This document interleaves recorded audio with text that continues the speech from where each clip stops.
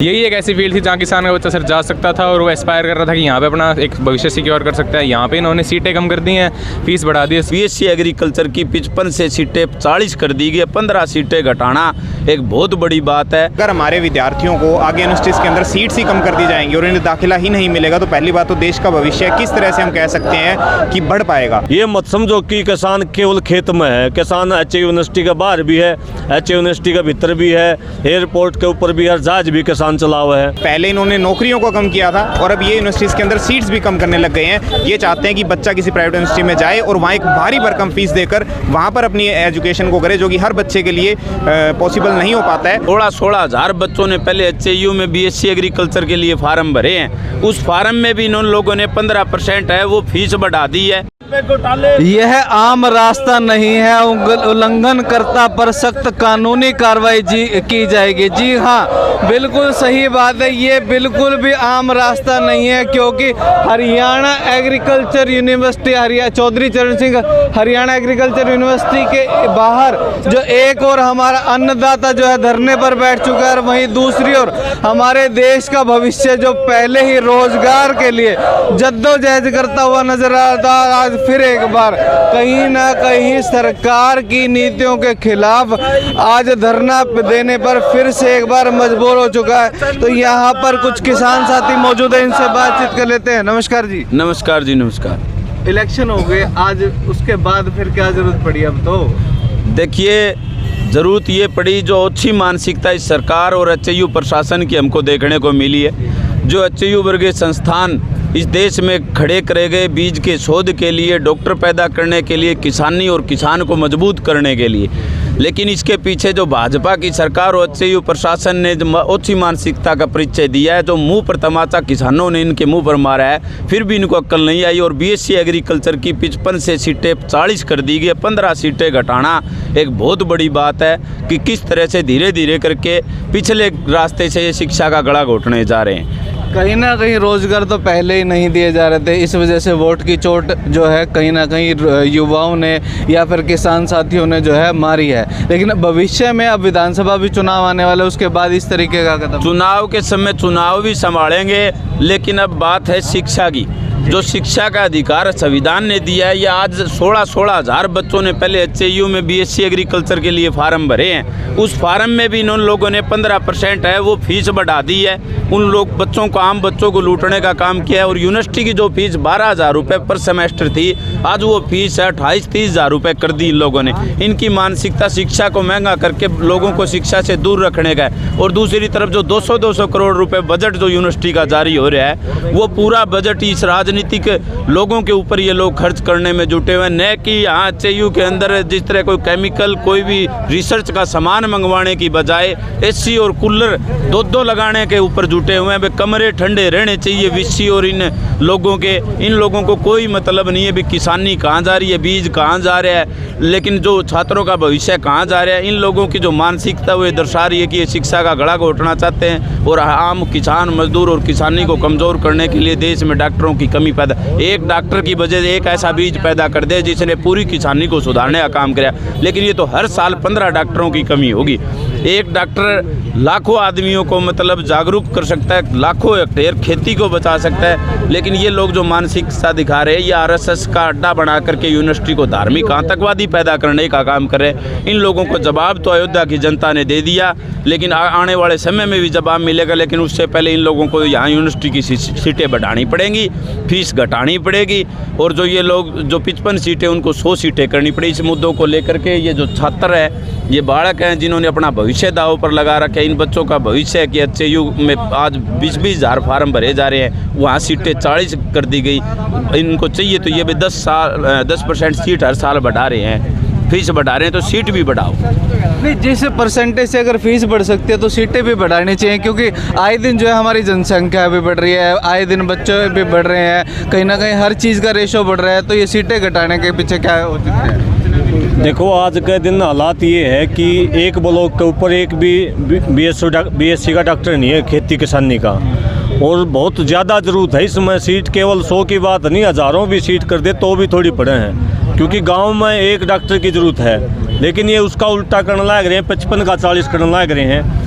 और फीस न दुगनी करने लग रहे हैं। ये सीधे तौर पर नहीं, इनडायरेक्ट तौर पर खेती को ख़त्म करना चाह रहे हैं। हम ये बार बार कहते आ रहे हैं। कई चुनावी परिणामों की बौखलाहट तो नहीं है ये? देखो, चुनावी परिणाम तो इन की में प्रेरणा लेनी चाहिए थी, ये सीट बढ़ा देनी चाहिए थी। ये जो बच्चे बैठे हैं 16-16 हज़ार बच्चे फार्म भरी बैठे हैं, वो इस इंतज़ार में है कि हमारा HAU में एडमिशन हुआ है और भविष्य में हम डॉक्टर बना। उनके भविष्य की तरफ ध्यान देना चाहिए, वरना तो चुनाव तो एक और पड़ा है हरियाणा में, तो उस चुनाव में इन फिर परिणाम भुगतने तैयार रहेंगे। फिर ये हमने उलाना देंगे कि भाई ये किसानी संगठन जो है बीजेपी की खिलाफत कर रहे हैं। अरे चुनाव हुए ना 2 दिन को नहीं हुए हैं, उससे पहले नोटिफिकेशन जारी कर दिया। ये फिर खट्टर साहब भी कहोगा कि कुछ ये कर्मचारी हमारे खिलाफ ये षड्यंत्र रच रहे हैं। भाई खट्टर साहब, मैं ये कहना चाहूँ खट्टर साहब ने, अगर आपने जो एक्शन लेना है तो इस HAU वाला विषय के खिलाफ भी एक्शन ले ले। यो कर्मचारी भी ऐसा काम करने लग रहे, इससे वोट घटेंगे कि बढ़ेंगे, ये बता दो आप। इसका ताज़ा उदाहरण चंडीगढ़ एयरपोर्ट में भी देखा जा रहा है। भाई हम तो पहले कहते आए हैं, हम उस कौम का संबंध रखा, 300 साल भी बात ने को नहीं भूला। और सरकार का या किसी नेता का, किसी अभिनेता का इस बात का भ्रम हो, अगर कोई हमारे आत्मसम्मान के साथ, हमारे माँ बाप का सम्मान के साथ कोई खिलवाड़ करेगा, आप शब्द बोलेगा, निश्चित तौर पर चंडीगढ़ जैसे हालात हर जगह पैदा होंगे।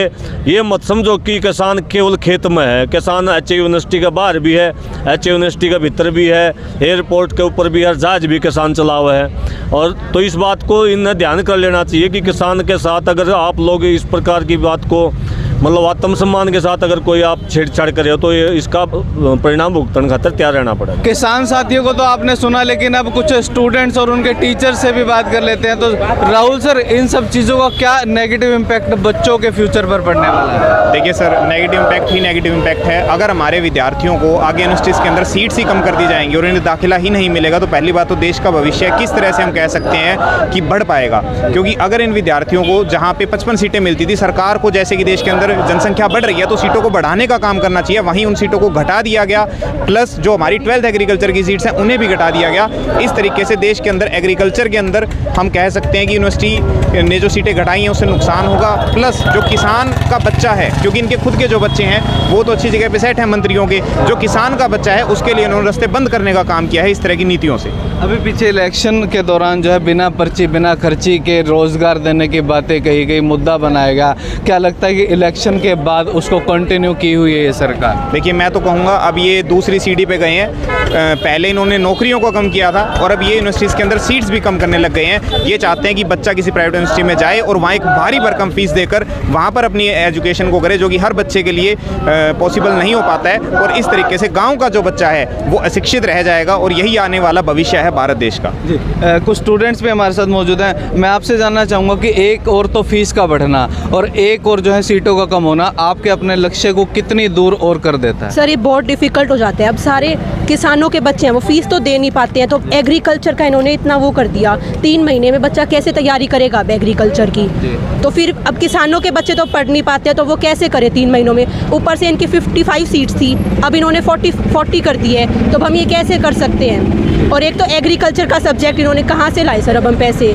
कहीं ना कहीं पहले ही बहुत टफ जो है कंपटीशन रहता, तो अब ये कंपटीशन और कितना टफ होने वाला है? सर, कंपटीशन तो टफ होना ही है। पिछले साल जैसे कि देखा जाए 55 सीट थी टोटल मिला के, उसमें हर कैटेगरी वाइज अलग अलग सीट होती है। तो देखा जाए जनरल कैटेगरी की सीट है, 24 सीट थी जनरल कैटेगरी की। अगर अब OBC कैटेगरी का या SC ST कैटेगरी का बच्चा जनरल से ज़्यादा नंबर लेके आ रहा है तो उसे जनरल की सीट मिल जाती है। आखिरी में जनरल की सीट बची 5। अब 5 सीट बची है, 5 सीट में बच्चा क्या कर लेगा? उसके बाद वो कहते हैं कि सिर्फ इस पेपर क्लियर करने से कुछ नहीं होगा, तुम्हें 10th में भी नंबर लेके आने पड़ेंगे। अब कितने बच्चों को 93% से ज़्यादा 10th में मिलेंगे? मतलब यहाँ भी कंपटीशन कर दिया, 10th में भी कंपटीशन कर दिया, दोनों तरफ से कंपटीशन। बच्चा जनरल कैटेगरी का तो वैसे ही मर गया। अब बाकी कैटेगरी के बच्चों की बात करें, जनरल के लिए कंपटीशन नहीं है। अब 40 सीट हुई है, जैसे मानना जाए 55 में अगर 5 जनरल को मिली है तो 40 में कितनी मिलेगी? 1 या 2 पूरे हरियाणा में। अब इतनी सारी एकेडमी है, अब एक आधों की फाइनेंशियल कंडीशन ठीक होती है, सबकी तो नहीं होती ना।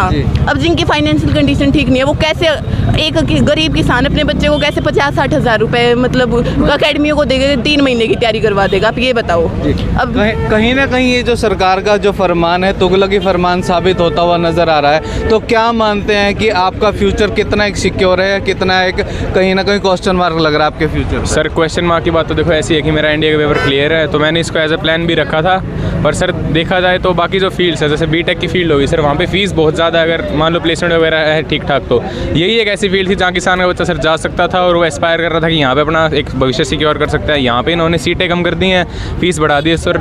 एक तरीके से क्वेश्चन मार्क तो हर बच्चे के भविष्य पे लग रहा है। दूसरी बात आती है सर रिजर्वेशन की, सर आधी से ज़्यादा सीट्स रिजर्व्ड हैं पीछे जो फार्मर वगैरह उनके बच्चों के लिए, गाँव वालों के लिए। सर जनरल कैटेगरी की सर बात कर रहे हो, इन्होंने 55 से 40 कर दी हैं सर सीटें। तो सर कुल मिला के बात ये है कि अब बच्चों का सर क्वेश्चन मार्क तो आएगा सर हर एक बच्चे के फ्यूचर पे।